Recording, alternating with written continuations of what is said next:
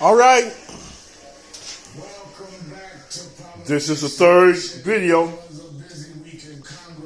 Praise the Lord.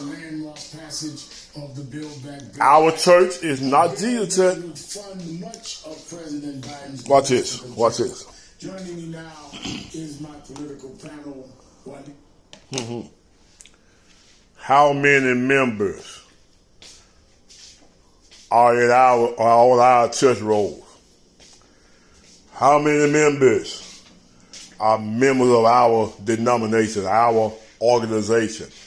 How many members are members of our local assembly? How many members? Now, how many of those members are members of the body of Christ? How many of those members are in the church that Jesus purchased with his own blood? How many of those members have repaired their sin? How many of those members are born again or washed in spirit? How many of those members' names are written in the Lamb's Book of Life? Jesus told his members, don't rejoice because demons were subject to you. I beheld Satan falling and light from heaven.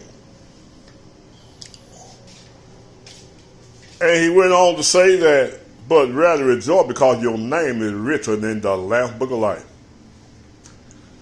How many members of our church name written in the Lamb's Book of Life?